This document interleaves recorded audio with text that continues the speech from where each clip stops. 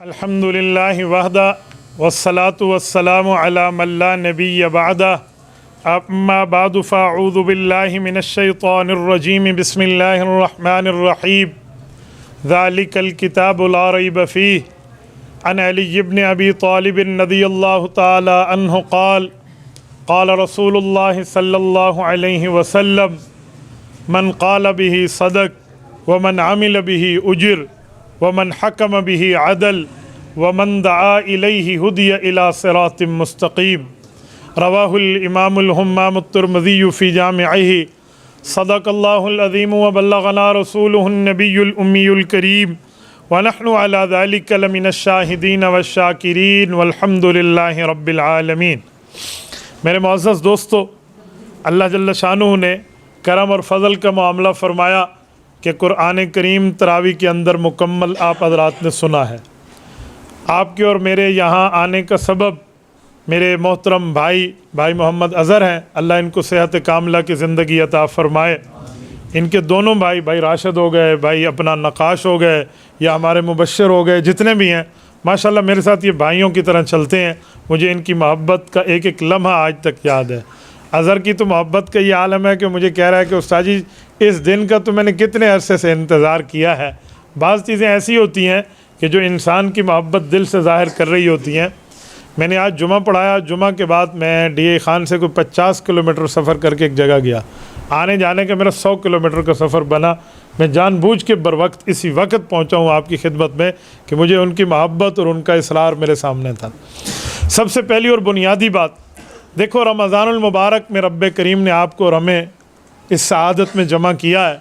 نہ معلوم اگلے سال رمضان کس نے دیکھا ہے کس نے نہیں دیکھا، رمضان ہے یا نہیں ہے ہمارے حق میں، ہمارے علم میں نہیں ہے۔ لیکن میں ایک دو باتیں آپ حضرات سے کرنا چاہتا ہوں۔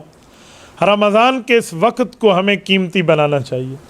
میں قرآن کریم کی عظمت پہ بات کروں گا، لیکن پہلے رمضان کے لیے کرنا چاہ رہا ہوں۔ رمضان کے وقتوں کو قیمتی بنائیں۔ اب قیمتی بنانے کا مطلب کیا ہے؟ دیکھیں، اگر کوئی آدمی تہجد کی نماز پڑھے تو ہم سارے اس کو نیک بھی سمجھتے ہیں، خوش قسمت بھی سمجھتے ہیں۔ ایسا ہے یا نہیں ہے؟ کیوں؟ تہجد میں بہت اچھا وقت ہوتا ہے، بہت اعلیٰ وقت ہوتا ہے، اللہ کی رحمت متوجہ ہوتی ہے۔ جو تہجد کے وقت میں رحمت عام دنوں میں ہوتی ہے نا، رمضان میں 24 گھنٹے وہی رحمت ہوتی ہے۔ یعنی عام دنوں میں وہ رحمت صرف تہجد کے ٹائم ہے، رمضان المبارک میں وہ رحمت پورے مہینہ ہے۔ تو اس سے اندازہ لگا لیں کتنی بڑی سعادت والا مہینہ اللہ نے ہمیں دیا۔ اچھا، رمضان کے وقت کو قیمتی بنانے کا مطلب، بندہ رمضان المبارک میں روزانہ عبادات میں اپنے آپ کو زیادہ لگائے۔ یہ عبادات کا سیزن ہے، جیسے کاروبار کے سیزن ہوتے ہیں نا، تو ایسے یہ عبادات کا سیزن ہے۔ روزانہ افطاری کے وقت 1 ملین آدمی کی مغفرت ہوتی ہے، 10 لاکھ آدمی، یہ افطاری کے وقت۔ کیوں؟ اللہ تعالیٰ فرشتوں کو کہتے ہیں کہ دیکھو میری وجہ سے پورا دن انہوں نے پانی بھی چھوڑا حالانکہ حلال ہے، کھانا بھی چھوڑا حالانکہ حلال ہے، صرف حرام نہیں چھوڑا، حلال چیزوں سے رکے ہوئے ہیں، اور دیکھو اب بھی مجھ سے دعا کر رہے ہیں کہ اللہ ہمارا یہ روزہ قبول فرما لے۔ تو فرشتوں گواہ ہو جاؤ، میں 10 لاکھ بندے کی بخشش کر رہا ہوں۔ 10 لاکھ روزانہ ہے، آپ 30 دن کا حساب کر لیں کتنا بنتا ہے؟ 30 ملین آدمی بنتا ہے۔ 1 ملین روزانہ ہو کتنا؟ 3 کروڑ آدمی بنتا ہے پورے مہینے میں۔ اچھا، حدیث پاک میں ہے، نبی پاک صلی اللہ علیہ وسلم سرور کائنات رحمت دو عالم تاجدار مدینہ فرماتے ہیں کہ لوگوں، جب چاند رات ہوتی ہے، جسے کہتے ہیں لیلۃ الجائزہ، گفٹ نائٹ، اس کا نام ہے گفٹ نائٹ، تحفے کی رات، فرمایا جب یہ چاند رات ہوتی ہے، اس رات اللہ تعالیٰ مزدور کو مزدوری دیتے ہیں، اور جتنی بخشش پورے مہینے میں ہوئی نا، اس ایک رات میں اتنی اکٹھی ہو جاتی ہے۔ یعنی 3 کروڑ بندہ صرف اس ایک رات میں بخشا جاتا ہے۔ اور ہمارے ہاں کیا ترتیب ہے؟ اللہ معاف فرمائے، اللہ معاف فرمائے، یہ راتیں ہماری بازاروں میں گزرتی ہیں، نائی کی دکانوں پہ گزرتی ہیں، جوتیوں والوں کی دکانوں پہ گزرتی ہیں، کپڑے والوں کے ہاں غرق کرنے کے لیے اپنی نیکیوں میں گزر رہی ہوتی ہے۔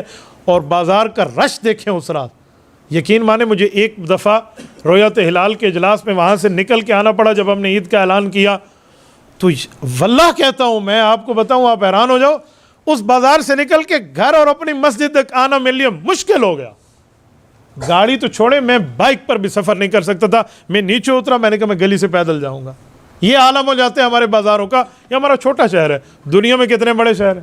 آپ بتائیں, اس رات میں تو گفٹ نائٹ ہے, یہ رات ہمیں اللہ کی طرف سے تحفہ ملنے کی رات ہے, اور ہم اس کو بازار میں غرق کر رہے ہوتے. تو کیا قیمتی بنا ہمارا رمضان.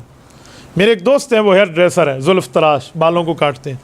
مجھے کہنے لگے مفتی صاحب ایک بات کر رہا ہوں کھلی کھلی, یہ رات تو میرا سیزن ہے, لیکن آپ نے اتنی بڑی حدیث سنا دی اور اتنی بڑی فضیلت بتا دی, اب میں تو اندر سے اپنے آپ کو کھائے جا رہا ہوں کہ مجھے آج رات کی مزدوری کیسے ملے گی. میں نے کہا بھائی آپ کا کاروبار ہے, تو میں آپ کو ایک بات کہتا ہوں, آپ اس رات میں کوئی واش روم وغیرہ کے لیے کوئی وقفہ تو کرتے ہوں گے, کوئی چائے وائے کے لیے. کہتے ہیں ہاں کرتے ہیں. میں نے کہا ایک وقفہ 2 4 5 10 نفل پڑھنے کے لیے بھی کر لیں, وضو کریں اور مسجد آ جائیں, 2 نفل پڑھ سکیں, 4 پڑھ سکیں, 6 2 کر کے پڑھیں, اللہ سے مانگیں یا اللہ بچوں کے لیے رزق حلال کمانا بھی تو آپ ہی کا حکم ہے, میں اسی لیے وہاں ٹھہرا ہوں, مولا میں اپنی مزدوری لینے کے لیے وقت نکال کے آیا ہوں, مجھے دے دے. میں نے کہا یہ بھی مانگ لو, رب کی رحمت تمہیں مایوس نہیں کرے گی. اللہ کا وہ در ہے جس در پہ آیا ہوا کوئی بندہ مایوس نہیں جاتا. میں یورپ گیا, ترکی, استنبول, وہیں سے ہم نے سفر کیا. ایشین سائیڈ میں کونیا ایک علاقہ ہے, وہاں حضرت امام روم رحمۃ اللہ علیہ کی قبر ہے. کونیا یہ ترکی کا دارالخلافہ نہیں ہے, ترکی کے دارالخلافہ انقرہ ہے, لیکن اس کو کہتے ہیں روحانی دارالخلافہ. اسے نیشنل دارالخلافہ کہتے ہیں, قومی روحانی دارالخلافہ. امام روم بہت بڑے آدمی ہیں, 15 انبیاء کی قبر ہے وہاں پر کونیا میں. وہاں میں گیا تو حضرت امام روم رحمۃ اللہ علیہ کے ایک جملہ آپ کو سناتا ہوں. حضرت امام رومی مثنوی میں لکھتے ہیں کہ جو شخص اللہ سے معافی مانگتا ہے اور جو گناہ کرتا ہے اور پھر معافی مانگتا ہے, ان کی معافی کی ترتیبیں کیا ہیں. وہ فرماتے ہیں باز آ ہر آنچ ہستی باز آ, اللہ کی طرف پلٹ آؤ, واپس آ جاؤ, تم جو بھی ہو, جس قوم, جس قبیلے, جس خاندان سے ہو, اللہ کی طرف آ جاؤ. اور پھر فرماتے ہیں جب یہاں آ جاؤ گے, باز آ ہر آنچ ہستی باز, گر کافر گبر بت پرستی باز آ. تو کافر کیوں نہ ہے, تو بت پرست کیوں نہ ہے, مجوسی کیوں نہیں ہے, بہت بڑا رب کا دشمن کیوں نہیں ہے, تو بھی معافی مانگنے کے لیے آ جا تو تجھے بھی معافی ملے گی. کیوں؟ این درگاہ ما درگاہ نا امیدی نیست, یہ وہ دربار ہے جہاں پر مایوسی اور نا امیدی نہیں ہے. گر صدبار توبہ شکستی بازا, اوے 100 دفعہ توبہ ٹوٹی نا, اب بھی اگر سچے دل سے معافی مانگے گا تو رب کی رحمت تجھے معاف کر دے. میرے دوستو, یہ ہے ہمیں اپنے وقت قیمتی بنانے کی ترتیب. حدیث قدسی میں اللہ جل شانہ ڈائریکٹ بات کرتے ہیں اپنے بندے سے, یا ابن آدم, سن آف آدم, اے آدم علیہ السلام کے بیٹے, تو نے کیا سوچ لیا کہ تو نے بڑے گناہ کر لیے ہیں, تیری گناہ میری رحمت سے زیادہ ہیں. لو بلغت ذنوبک عنان السماء, اگر تیرے گناہ اتنے بڑھ جائیں کہ دنیا بھر جائے, سمندر بھر جائے, زمینیں بھر جائیں, اور وہ بلندیوں کو چھوتے ہوئے بادلوں کو کراس کر کے آسمانوں تک پہنچے, ثم استغفرتنی, پھر تیرے دل میں ایک دفعہ یہ بات آئے کہ اللہ غلطی کی ہے, گناہ کر کے, نافرمانی کر کے غلطی کی ہے, اور تم معافی کے لیے میرے طرف متوجہ ہو, غفرت لک ولا ابالی, میں ایک جنبش قلم میں تمہیں معاف کروں گا, مجھے کوئی پرواہ نہیں ہوگی. اس پہ ہمیں وقت قیمتی بنانا چاہیے. تو میں نے اس ہیئر ڈریسر بھائی سے کہا, میں نے کہا یار 2 4 نفل کا بھی وقت نہیں ملتا, 2 نفل بھی تو آپ پڑھ لینا اس رات. تو میرے بھائیو, ہم اوقات کو قیمتی بنائیں. لیلۃ الجائزہ آنے والی ہے, اس رات میں طے کریں کہ ہم جو ہے نا اللہ کے دربار میں یہاں بیٹھیں گے. گھر میں چلو, گھر میں مصلی بچھا کے بیٹھ جاؤ, اللہ کی رحمت تو ہر جگہ متوجہ ہے. اور اس کے ساتھ ایک بات مزید کرتا ہوں, یہ جو لیلۃ القدر آ رہی ہے, ہو سکتا ہے عام بندے کو لیلۃ القدر کا ثواب نہ ملے, لیکن جو بندے اعتکاف بیٹھتے ہیں مسجد میں, ان کے لیے لیلۃ القدر پرفیکٹ مل چکی ہوتی ہے, چاہے ان کو دکھے یا نہ دکھے, محسوس ہو یا نہ ہو, ان کی فیلنگز میں ہو یا نہ ہو. کیوں؟ یہ تو بیٹھے اس کے لیے ہیں. اور حضرت شیخ الحدیث مولانا محمد زکریا کاندلوی رحمۃ اللہ علیہ, جنہوں نے حدیث پاک کی خدمت کی پوری زندگی, اور پھر دعا کی, اللہ اگر میں نے تیرے نبی کی باتوں کی خدمت کی اور تجھے قبول ہے تو اللہ مجھے نبی کے قدموں میں قبر عطا فرما. میں نے کئی مرتبہ حضرت شیخ زکریا کی قبر پہ حاضری دی کر فاتحہ پڑھی ہے. اللہ تعالیٰ آپ سب کو مدینہ طیبہ لے جائے, اللہ آپ کی برکت سے ہمیں بھی لے جائے.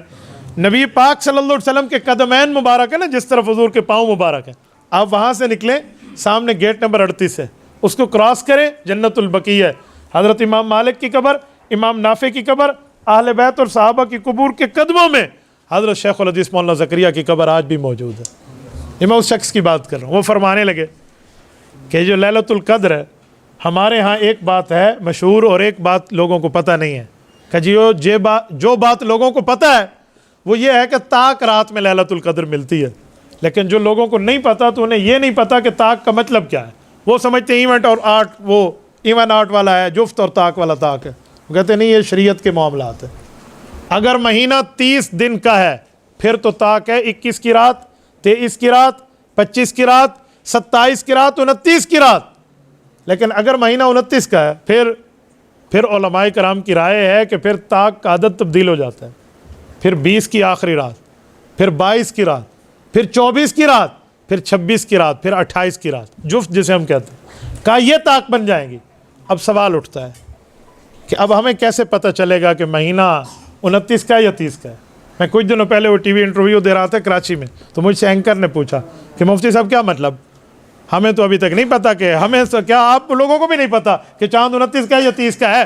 گواہیاں آئیں گے تو اس رات پتہ چلے گا. یہ آپ نے کیا کہہ دیا، تو ہم کس رات عبادت کریں؟ میں نے کہا آپ سمجھے نہیں ہیں، یہ اشارہ ہے لوگوں آخری عشرے کی ہر رات عبادت کرو. نہیں پتہ 29 ہے، نہیں پتہ 30 ہے، 10 راتیں جاگ کے گزار دینا کون سی بڑی بات ہے یار. اچھا پتہ ہے اس رات میں لیلۃ القدر کا ثواب کتنا ہے؟ قرآن کہتا ہے لیلہ جو ہے خیر من الف شہر، لیلۃ القدر خیر من الف شہر. 1000 مہینے عبادت کرو اس سے زیادہ بہتر ہے ایک رات کی عبادت لیلۃ القدر میں کر لو. ایک رات. اچھا میں ایک بات کرتا ہوں، 1000 مہینہ، ایک مہینے میں 30 دن ہے، 1000 مہینہ کتنے سال بنتے ہیں؟ 84 سال. 84 سال آپ اس کو ملٹیپلائی کر لیں آرام کے ساتھ، تو 84 سال کی عبادت کا ثواب ہے ایک رات میں. اس صحافی نے مجھ سے ایک سوال کیا کہ ایک رات میں 84 سال کیسے بن جاتے؟ تو میں نے اسے ایک مثال دی. میں نے کہا کسی زمانے میں اس حدیث کی ایک جگہ تشریح کر رہا تھا، تو ہمارے سامنے والے جو دوست تھے نا، اس کے ہاتھ میں اس زمانے میں اگر آپ کو یاد ہو نوکیا 1101 موبائل تھا، یا اس طرح ہمارا 3310 تھا. اس میں ایک سنیک گیم ہوتی تھی، سانپ والی. اس سانپ کو ہم کھیلتے تھے تو یوں بڑا بڑا ہوتا اتنا بڑا سانپ ہو جاتا تھا، اور بس آپس میں ٹکرائے نہیں، یہ وہ ہوتا تھا. اب توجہ رکھنا، میں کچھ سمجھانے لگا. ایک شخص ہمارا وہی دوست وہی سانپ کی گیم کھیل رہا تھا. میں نے اسے کہا جب سانپ ڈستا ہے اس چیز کو تو کتنا تجھے پوائنٹ ملتا ہے؟ کہتے ہیں 1 کا 1. میں نے کہا یہاں کوئی بونس پوائنٹ بھی ملتا ہے؟ کہتے جی ہاں، ایک بڑی سی چیز آ جاتی ہے، اس کو کچھ سیکنڈ کے اندر فوراً رسپانس دینا ہوتا ہے، اس کو ہم اٹیک کریں تو ہمیں 20-25 نمبر زیادہ مل جاتے ہیں. میں نے کہا یہ بونس جو مل جاتا ہے کیوں؟ کہتے ہیں یہ خصوصی چیز ہے. میں نے کہا لیلۃ القدر کی عبادت بھی ہمارے لیے بونس کا ثواب ہے. تو اسے بہت اچھی طرح سمجھ آیا کہ یار آپ کہنا کیا چاہتے ہیں. تو ہمیں اس رات میں بھی عبادت کرنی چاہیے، اپنے وقت کو قیمتی بنانا چاہیے. ایک رات میں 1000 مہینے کی عبادت کا ثواب مل جائے. اچھا میرے دوستو، میں رمضان کے حوالے سے ایک جملہ اور کہتا ہوں.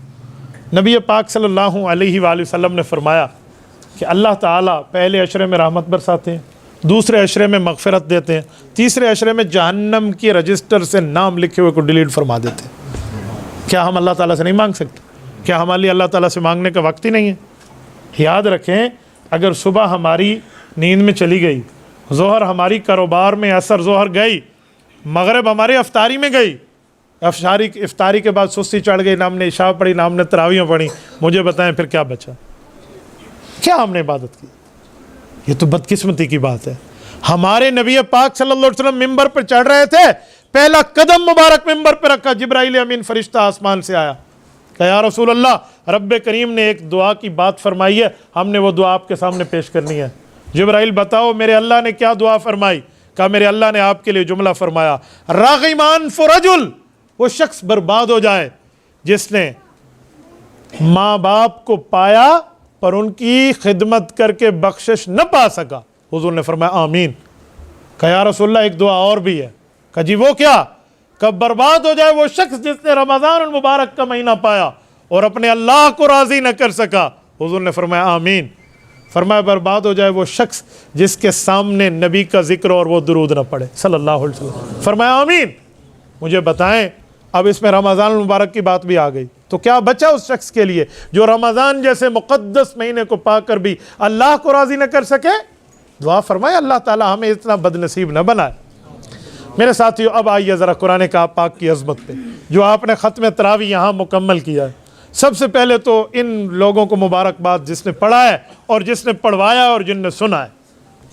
وہ کان بھی مبارک ہے جن نے قرآن سنا ہے, وہ زبانیں بھی مبارک ہے جن نے قرآن پڑھا ہے, اور وہ آنکھیں بھی مبارک ہے جن نے قرآن کریم کی تلاوت کی ہے. میرے ساتھیوں میں ایک جملہ سمجھاتا ہوں, سنو.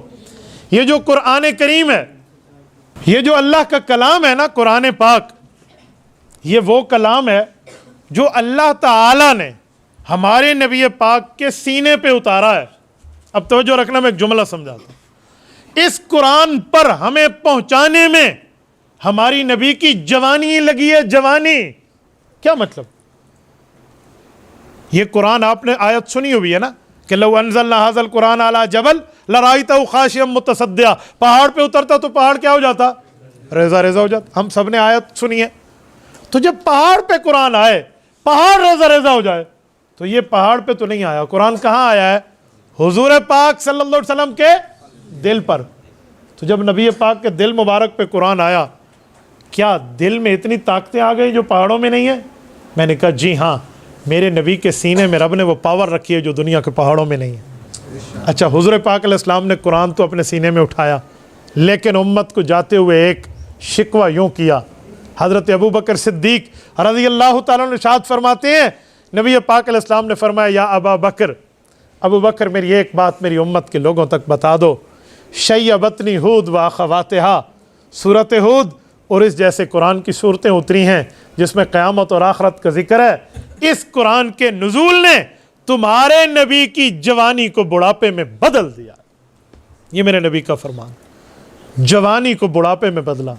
یعنی نبی پاک نے اتنی قربانی پیش فرمائی. مجھے بتائیں, آج ہم نبی کا کلمہ پڑھ کے نبی پاک صلی اللہ علیہ وسلم کو اپنا نبی مانتے ہیں, اللہ ہمیں قیامت میں حضور پاک کی سفارش عطا فرمائے. لیکن ایک سوال ہے, جب نبی نے اتنی قربانی دی ہے, ہم اس قرآن پر کیا قربانی لگا رہے ہیں؟ ہم اس قرآن کریم پر اپنے آپ کو کیا پیش کر رہے ہیں؟ آج میں ایک جملہ کہتا ہوں, ہماری اولادیں تو اسکول کے لیے بنی ہے, کالج کے لیے بنی ہے, انسٹیٹیوٹ کے لیے بنی ہے, یونیورسٹیز لیول کے لیے بنی ہے, پھر اس کی تعلیم کے بعد جابز کے لیے بنی ہے, جسٹ فار بزنس کے لیے بنی ہے. ہم نے تو نہ قرآن کو دیکھنا ہے, نہ حضور کے فرمان کو دیکھنا ہے, نہ صحابہ کی تعلیمات کو دیکھنا ہے, نہ اہل بیت کی تعلیمات کو دیکھنا ہے. تو ہمارا مقصد کیا ہے جینے کا؟ ہمارے گولز آف لائف کیا ہیں؟ ہماری لائف کے مقاصد, زندگی کا مقصد, منزل مقصود کیا ہے؟ کیا ہم صرف اس لیے ہیں کہ ہم کھائیں گے, پیئیں گے, سوئیں گے اور دنیا سے چلے جائیں گے؟ پھر ناراض نہ ہوں, اگر یہی مقصد ہے تو پھر چار ٹانگوں والے جانور میں اور ہم میں کیا ڈفرینٹ رہ گیا؟ ہم میں اور اس جانور میں کیا فرق ہے؟ اس کی بھی تو اولاد ہے, وہ بھی کھاتا پیتا ہے, سوتا اٹھتا جاگتا پھرتا ہے. ہم بھی اگر یہی کام کر رہے ہیں. نہیں بابا, ہم قرآن کریم والے ہیں, ہم نبی کے فرمان والے ہیں, اور حضور نے یہ قرآن پڑھا کے صحابہ کو اور اہل بیت کو بتا دیا کہ کس طرح دین پر اپنی جوانی لگانی چاہیے. ہمیں چاہیے, ہم جہاں اسکول پڑھاتے ہیں اپنی اولاد کو, دنیا میں خود کماتے ہیں, تجارت کرتے ہیں, بہت اچھا, لیکن وہاں اپنی اولاد کو اور خود قرآن کریم کی تعلیم سے روشناس کرائیں. بھول جائیں کہ رزق کے لیے ہمیں تگ و دو کرنی پڑے گی. جی نہیں, میں اس زبان کی بات پیش کر رہا ہوں جس سے زیادہ سچی زبان اس دھرتی پہ آئی نہیں ہے. ہمارے نبی پاک کا فرمان آپ اور ہم جمعے کے خطبے میں سنتے ہیں, الا وان النفس لن تموت حتى تستكمل رزقها. لوگوں, تب تک تو میرا موت نہیں دے گا جب تک اللہ کی طرف سے لکھا ہوا رزق تمہارے اوپر پورا نہ ہو جائے. تو جب رزق ہمارا لکھا گیا ہے, مقدر معاملات طے ہے, تو پھر میں رزق کی وجہ سے رزاق کو چھوڑ دوں, میں رزق کی وجہ سے رحمان کو چھوڑ دوں, میں رزق کی وجہ سے اپنے شفیق اور رحیم پیغمبر کو چھوڑ دوں؟ نہیں, ہمیں اپنی اولاد کو قرآن اور سنت کی تعلیمات دینی ہوں گی. اور یہ بات ذہن میں رکھنا, اللہ عزت دیتے ہیں تو دین کی وجہ سے دیتے ہیں. دنیا کی عزتیں عارضی, دنیا کی طاقتیں عارضی, دنیا کی حکومتیں عارضی, دنیا کی دولتیں عارضی. جو ہمیشہ کی عزت ہے, فار ایور ہے, وہ دین ہے, اللہ کا قرآن ہے, نبی کا فرمان ہے. اسکول کالج پڑھائیں, ضرورت ہے. میں نے پڑھا ہے, میں نے یونیورسٹی لیول تک پڑھا اور ٹاپ کر کے پڑھا ہے. ایک دن بھی اسٹیک اف نہیں ہوا. آپ ہمارے کالج کے معاملات سامنے رکھ کے میرے اساتذہ اور پورے ترتیب سے پوچھ سکتے ہیں, ایک پیریڈ میں اسٹیک اف نہیں ہوا. میں نے پڑھا ہے اور ٹاپر کر کے پڑھا, لیکن اس لیے نہیں پڑھا کہ میں نے کوئی نوکری کرنی ہے اور میں نے دین سے منہ پھیر کے آج جاب کروں گا اور صرف جاب میں اپنا وقت گزاروں گا. جی نہیں, بنیاد قرآن رکھا ہے, بنیاد اللہ کے دین چوک چوک پر سنانا رکھا ہے۔ رزق میرا طے ہے، وہ ملے گا۔ اگر میرے دانتوں کے اندر جس انگور نے آنا ہے وہ افغانستان سے چلے، چمن کے بارڈر کو کراس کرے، نیلے ٹرک میں آئے یا پیلے ٹرک میں آئے، سبز میں آئے یا سرخ میں آئے، کوئی داڑھی والا لائے یا داڑھی منڈا لائے، کوئی نیک بندہ لائے یا برا لائے، جس سبزی منڈی میں آئے، جس دکان پہ آئے، خرید کے میرے منہ میں آنا ہے، اللہ نے لکھا ہے تو دنیا کی کوئی طاقت روک نہیں سکتی، اور نہیں آنا تو پھر دنیا کی کوئی طاقت لا ہی نہیں سکتی۔ راول پنڈی کی بات کروں، ایک شخص گفتگو کر کے نیچے اترا ہے، اس کے ہاتھ میں پانی کی باٹل تھی، راستے میں پانی مانگا نا، دوران گفتگو پانی مانگا تو انہوں نے دے دیا، اس نے رکھی ہوئی تھی، بس بیان ختم کرتا ہوں تو پیتا ہوں، لیکن اس پانی پر اسے نہیں پتا کہ تیرا نام لکھا ہوا نہیں ہے، موت کا فرشتہ تیرے انتظار میں ہے۔ اس شخص کی موت کا وقت تھا، تقریر کر کے جیسے کرسی پہ بیٹھا یوں ڈھکن کھولنے لگا پانی کی باٹل کا، تو اس دوران وہ فوت ہو گیا، اسے اٹیک ہوا اور فوت ہو، پانی وہیں کا وہیں رہ گیا۔ آپ مجھے بتائیں اگر رزق نہیں لکھا ہوا تو کون لائے گا؟ یہ جو موت کے وقت آنکھیں پھٹی رہ جاتی ہیں، فرشتہ تین باتیں کرتا ہے موت کا فرشتہ، وہ کہتے ہیں اوے بندے، میں نے پوری کائنات میں ڈھونڈا ہے، تیرے نام کے جتنے کھانے کے گندم کے گویا دانے تھے نا، جتنے نام تیرے لکھے ہوتے سارے ختم ہو گئے، تیرے نام پہ اور کوئی دانہ نہیں ہے، اور جتنے پانی کے قطرے تھے 7 سمندر ہے رب کے، لیکن تیرے نام کے پانی کا قطرہ ختم، اب تیرے نام پہ پانی نہیں ہے، کوئی نہیں بچا، اور جتنی سانسیں تو نے لینی تھی بس چند سانسیں رہ گئیں، اب اپنا انتظار کر، میں تیری روح کھینچنے لگا ہوں۔ بندے کی آنکھیں پھٹی رہ جاتی ہیں اور انسان کی روح نکل جاتی ہے۔ تو بھائیو، کچھ آخرت کے لیے بھی ہم رکھیں، آخرت کے لیے بھی رکھیں، اولاد کے لیے قرآن کریم کی تعلیم کا بندوبست کریں۔ میں آپ کو بہت بڑے آدمی کی بات کرنے لگا ہوں، بہت بڑے آدمی کی، ہمارے والد مکرم شیخ الحدیث مولانا محمود الحسن قریشی کے استاد صاحب، حضرت مولانا علاء الدین نور اللہ مرکزہ شیخ الحدیث صاحب کے استاد صاحب، قاری محمد طیب قاسمی رحمۃ اللہ علیہ، دارالعلوم دیوبند میں انڈیا میں 50 سال معتمم رہے۔ وہ کہتے ہیں مجھے میرے والد مولانا محمد احمد رحمہ اللہ نے بلایا، اور بلایا اپنے پاس، اور آ کر کہا بیٹا آخری وقتوں میں بالکل آپ سے ایک بات کرنی ہے، سنیں ذرا۔ وہ کہتے ہیں میں ابا کے پاس حاضر ہوا، بزرگ ساری زندگی اللہ کا قرآن نبی کا فرمان پڑھایا، اور مجھے بلا کر رونے لگے۔ کہتے ہیں میں نے سوچا کہ مجھ سے کوئی غلطی ہو گئی ہے، ابا بتانا نہیں چاہ رہے، روئے جا رہے، ہچکی بند گئی ابا کی۔ آخر میں نے گھٹنوں پہ ہاتھ رکھا، جھولی تھامی، میں نے کہا ابا جان مجھ سے کوئی غلطی ہو گئی تو بتائیے، میں معافی مانگتا ہوں۔ کہتے ہیں ابا جی نے سر ہلایا، بیٹا آپ کی غلطی نہیں، آپ سے کوئی بات کرنی۔ کہتے ہیں مجھے تسلی ہوئی، میں نے پوچھا ابا جی کیا بات ہے؟ تو ابا جی نے مجھے فرمایا بیٹا جیسے آج تو جوان ہے نا اور دنیا تیری عزت کرتی ہے، اس طرح جب میں جوان تھا اور میں قرآن کا حافظ بنا تھا تو مجھے میرے والد نے اس طرح، مولانا محمد قاسم نانوتوی رحمۃ اللہ کی بات کی، انہوں نے بلایا، حضرت ابوبکر صدیق رضی کی اولاد ہیں وہ، بلایا اور مجھے کہا بیٹا آج حافظ بن گیا ہے، دنیا میں جو نعمت اختیار کرنی ہے وہ تیرے لیے، لیکن جو تو نے قرآن پڑھا ہے نا یہ میرے لیے، یہ مجھے بخشوائے گا، میں نے تمہیں اسی لیے قرآن پڑھا ہے، تو اس قرآن کو پڑھے گا بخشش میری ہوگی اور میرے سر پہ تاج آئے گا۔ بیٹا ہر نعمت انجوائے کرنا، پر قرآن کریم کو نہ چھوڑنا، یہ میرے لیے، میں تیرا ابا ہوں، میرا تیرے اوپر حق ہے، دنیا تجھے عزت دے گی، ضرور دے گی، آخرت میں ملے گی۔ کہتے میرے ابا نے مجھے یوں کہا، تو مولانا طیب کہتے ہیں مجھے میرے ابا جان کہنے لگے کہ تیرے دادا کی بات تجھے سنا کر تجھے بتا رہا ہوں تو بھی حافظ ہے قرآن کا، تو بھی عالم ہے، دنیا تیری عزت کرے گی، بیٹا قرآن کریم کو نہ بھلانا، یہ میں نے اپنی قبر چھڑانے کے لیے تجھے پڑھایا تھا، یہ میں نے اپنی قبر کو ٹھنڈا کرنے کے لیے تمہیں قرآن کی تعلیم دلوائی تھی، اسے نہ چھوڑنا۔ تو میرے دوستو آج ہم دنیا کے لیے کماتے ہیں، سردیوں میں کون سے کپڑے پہنوں گا، کون سی جیکٹ استعمال کروں گا، کون سی جرسیاں لوں گا، کون سے کھانے کھاؤں گا، گرمیوں کے لیے کیا کروں گا، ٹریولنگ میں نے کرنی ہے، میری یہ نیڈ ہے۔ کیا ہمارے لیے قبر کی کوئی نیڈ نہیں ہے، آخرت کی کوئی نیڈ نہیں ہے؟ کیا ہمارے لیے جنت اور دوزخ کے معاملات ہمارے سامنے موجود نہیں ہیں؟ اللہ محفوظ فرمائے، تو ہم اپنی اولاد کو کیوں نہیں پڑھاتے؟ سب سے بڑا صدقہ قرآن کریم پڑھانے کا ہے، یہ کیوں اپنی اولاد کو نہیں دیتے؟ کیا اس لیے کہ قرآن پڑھ گیا تو نعوذ باللہ بھوکا مرے گا؟ یہ کس نے کہا؟ یہ کس نے کہا مجھے بتائیں؟ میں یہ سمجھتا ہوں کہ قرآن پڑھ گیا اسے عزت کا رزق ملے گا۔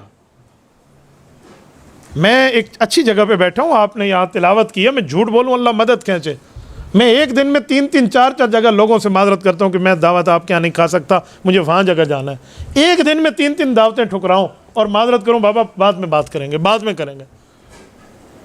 اب روز کوئی نہ کوئی مجھے بلا لیتے ہیں افطاری پہ, تو اب افطاریاں تو میری پوری تھیں, بک ہو گئی. تو میں نے کہا بھائی اب تو سحری بچی, اب میں کیا کروں تمہارے پاس آنے کا. تو یہ عالم تو دین کی وجہ سے ہے, کوئی میرے منہ سے بولتے نہیں بیٹھی, یہ اللہ کے قرآن کی وجہ سے ہے. تو ہم اپنی اولاد کو قرآن کیوں نہیں پڑھاتے, اپنی اولاد کو دین کیوں نہیں پڑھاتے؟ میں ایک بات سمجھانے کے لیے کہتا ہوں, پڑھائیں اسکول کالج, وہ ہماری ضرورت ہے, لیکن وہ دنیا کی ہے جو آخرت کی ضرورت ہے. ایک مثال دینے لگا ہوں تو جو مثلاً کوئی بندہ نیا گھر بنائے تو وہ کیا کہتے ہیں کہ کسی پروفیسر اور ڈاکٹر کو بلائیں, کسی وکیل اور جج کو بلائیں, وہ یہاں قدم رکھے گا گھر میں برکت آئے گی, یا کہتے ہیں حافظ صاحب کو بلائیں؟ بتاؤ نا. تو پھر اپنی اولاد کو حافظ کیوں نہیں بناتے, عالم کیوں نہیں بناتے؟ بھائی اسکول کالج پڑھانے میں ہے, لیکن اس وقت تک جب تک نبض چل رہی ہے, آنکھیں پھڑک رہی ہیں, دل دھڑک رہا ہے, سانسیں جاری ہیں. اب جب یہ سب کچھ بند ہو گیا, پھر قبر میں اللہ کا قرآن جائے گا, نبی کا فرمان جائے گا. کسی کا والد اور والدہ اللہ نہ کرے فوت ہو گئی نا, اور وہ دنیا کے آخری کارنر میں بیٹھا ہو فجی آئر لینڈ میں, اور اس نے کال کرنی ہے سیدھا, حافظ صاحب, مولانا صاحب, جی بیٹا آپ کو پتہ تو ہے میرے ابا فوت ہو گئے ہیں, آپ اپنے بچوں کو کہو سورۃ یاسین کی تلاوت کر لیں. کہتے یا نہیں کہتے؟ اب کہو نا پرنسپل صاحب کو کال کرو کہ بیالوجی پڑھاؤ, فزکس پڑھاؤ, ڈبل میتھ اسٹیٹ پڑھاؤ, کیمسٹری پڑھاؤ, فادر آف میڈیکل ابو علی سینا کے فارمولاز پڑھاؤ, فادر آف کیمسٹری جابر بن حیان کی باتیں پڑھاؤ, اب نیوٹن کا فارمولا پڑھاؤ. کہو نا. سارے بندے مانتے ہیں کہ اب اس تعلیم نے آخرت میں فائدہ نہیں دینا, جس تعلیم نے فائدہ دینا ہے وہ اللہ کا قرآن ہے, نبی کا فرمان ہے. تو پھر جب ہم یہ بات مانتے ہیں, ہمارا یقین ہے, ہمارا ایمان ہے, ہمارا ماننا ہے, تو پھر ہم اپنی اولاد کو کیوں نہیں پڑھاتے؟ کس بنیاد پہ نہیں پڑھاتے؟ کیا ہمارے لیے دین نہیں ہے بھائیو؟ تو یہ چند باتیں کرنے کے لیے میں نے صرف آپ کی غیرت پہ دستک دیا ہے, نوکنگ کی ہے آپ کی غیرت کی ڈور پر, اور یہ بات سمجھانے کے لیے کہ ہمیں فکر مند ہونا چاہیے, ہمیں اس پر سنجیدگی سے غور کرنا چاہیے تاکہ ہماری دنیا بھی بہتر بنے, آخرت بہتر بنے. جب ہم نماز ختم کر کے سلام پھیر رہے ہوتے ہیں تو دعا کیا ہے؟ ربنا آتنا, آگے وفی الآخرت حسنہ, اللہ دنیا بھی اچھی کر دے, آخرت بھی اچھی کر دے. آگے وقنا عذاب النار, اے اللہ ہمیں بلیزنگ فائر, جہنم کی بھڑکتی آگ سے محفوظ فرما لے. اللہ سب کو محفوظ فرمائے, لیکن دنیا کی بہتری کے لیے تو سارے کام ہم کرتے ہیں, آخرت کی بہتری کے لیے ہم کیا کریں گے؟ آخرت کی بہتری کے لیے معاملات کیا ہوں گے؟ اس لیے طے کریں, اگر کوئی کاروباری ہے تو نماز نہیں چھوڑیں گے, چاہے ہمیں ڈور کلوز کرنا پڑے, ہم اپنی شاپ کا کر جائیں گے پر اللہ کو راض نہیں کریں گے. اور اسی طرح کوئی بندہ جاب میں بیٹھا ہے تو نوکری بعد میں ہے, رزق اللہ کے ہاتھ میں ہے, دین کو نہیں چھوڑیں گے. تو یہ بندہ اپنی زندگی میں طے کر لو تو بہت آسان ہے پھر دین پہ عمل کرنا, پھر کسی قسم کا کوئی مشکل نہیں. پرسوں ایک شخص نے مجھے کہا اللہ تو 70 ماؤں سے زیادہ پیار کر رہا ہے, تو پھر اللہ ہمیں آگ میں کیوں جلاتا ہے, جہنم میں؟ میں نے اسے کہا دماغ صرف سوال کرنے کے لیے رکھا ہے, جواب تلاش کرنے کے لیے تیرا دماغ نہیں ہے. کہتے کیا مطلب؟ مجھے تو بڑے بڑوں سے سوال کے مجھے جواب نہیں ملا. میں نے کہا اللہ آگ میں اسی لیے ڈالتا ہے کہ تم آگ والے سے یاری لگاتے ہو, شیطان آگ سے بنا ہے نا, بھال نل یاری لئی ہوئی تھی ہوں چاسی چا, تو برف والے کے ساتھ یاری لگاتا تو برف والا معاملہ بنتا, تو نے آگ والے سے یاری لگائی تو آگ ملی. اگر جی ایک کوئی جواب ہے مکھا جی, ایک کوئی سوال ہے, تو جیسی آپ بات کریں گے ویسے ہی آنسر ہوگا نا. تو اعتراض کرنے کے لیے دماغ موجود ہے, شریعت ماننے کے لیے دماغ موجود نہیں. وہ ایک شخص نے بڑی عجیب مثال دی, اس نے کہا آج ہم دین پہ لڑتے ہیں, دین پہ عمل نہیں کرتے. کہا جی وہ کیسے؟ کہا ایک امام صاحب تھے, انہوں نے اذان دی مسجد میں, اللہ اکبر اللہ اکبر, اذان پوری ہو گئی لا الہ الا اللہ تک, ایک بندہ بھی مقتدی نماز پڑھنے نہیں آیا محلے میں. تو امام صاحب نے کہا اچھا شاید لوگوں نے اذان نہیں سنی ہوگی, ہو سکتا ہے اسپیکر خراب ہو. اس نے دوبارہ اسپیکر کو چیک کر کے پھر اذان دی, ابھی دوسری اذان پوری نہیں ہوئی تھی, مسجد بھر گئی. اجی اے بے ایمان ہے, دو اذانیں دیتے نے. اس نے کہا آج مجھے چھیڑنے کے لیے تو آ گئے ہو کہ 2 اذانیں تو نے دی ہیں, پہلی اذان پہ نماز پڑھنے کے لیے کیوں نہیں آئے؟ تو تم دین پہ لڑنے کے لیے تو تیار ہو, دین پہ پڑھنے کے لیے کوئی تیار نہیں ہے. ایک اور مثال کہ امام صاحب نے جمعے کی نماز کا سلام پھیرا, انہوں نے کہا بھائیو میرے پاس ایک امانت ہے, مجھے ایک جگہ سے ملی ہے, اور یہ 5000 کا کوئی نوٹ بتایا, جس کی بھی ہو ذرا نشانی دے کر مجھ سے لے لے. کوئی 10 سے 15 ہاتھ کھڑے ہو گئے, بھائی ایسا نشانی نہیں دیا صاحب, انہیں نشانیاں دینی شروع کر دی. امام صاحب نے جیب سے نکالا, کہا یہ میرا ذاتی نوٹ ہے, میں نے صرف چیک کرنے کے لیے تم سے پوچھا ہے, اب بتاؤ تمہارے اوپر زلزلے نہیں آئیں گے تو کیا آئے گا. آج ہمارا یہ حال ہے, آج ہم اس نہج پر پہنچ گئے ہیں, ہم اپنے آپ کو بھائی نہیں دیکھتے, پتہ ہی کچھ نہیں ہے. یہ رمضان اور قرآن ہمیں آخرت کی یاد دلانے کے لیے ہے. اللہ آپ کو وہ ہمیں صراط مستقیم عطا فرمائے, دین اسلام پہ عمل کی توفیق عطا فرمائے. اللہ ہم سے اور ہماری نسلوں سے دین کی خدمت لے لے. اقول قولی ھذا واستغفر اللہ وآخر دعوانا ان الحمد للہ رب العالمین.